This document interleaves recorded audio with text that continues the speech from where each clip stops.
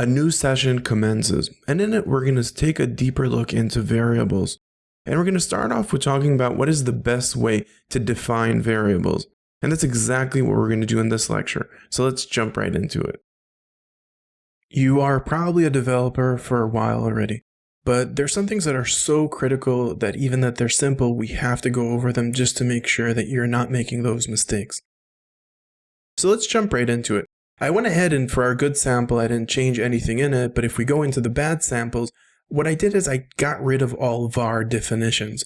And you'll see already now that automatically things are not working as expected. Now, in your case, they might work as expected, but I want you to really understand why it's so critical for you to use the var definition.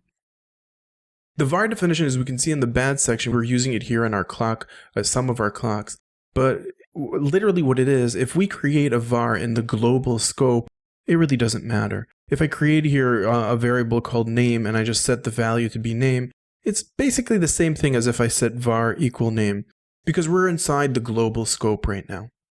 Contrary to that, when I create a variable or I call a variable, for example, when I'm calling inside of an object that we're going to look at later on probably, if for example I'm calling this date object. And this date object, when I'm creating it, right now I'm creating a new variable that's called date. In my good example, if we find that specific date, we'll see that I set it with a var date. If we could find it somewhere, here we go, var date. Now in the bad one, we didn't do it, and what actually is happening is the browser is automatically checking to see where is this date. It's not creating it because no one told it to create it right now.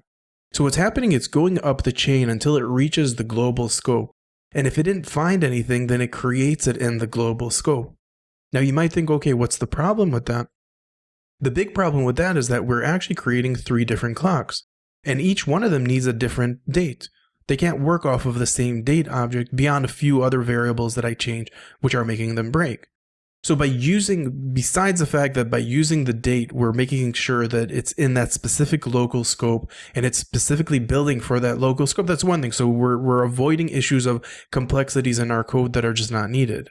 But beyond that, we're also not overloading our global scope and creating more variables that are loaded up when they don't need to be, because when this update clock, when this function is not being run, this variable doesn't need to exist.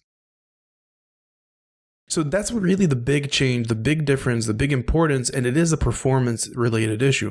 So make sure you always define your vars, and really in general, try to avoid using anything in the global scope or reduce the amount of access to the global scope, because you don't want to have friction in scenarios where your content will be overridden by other libraries or even yourself.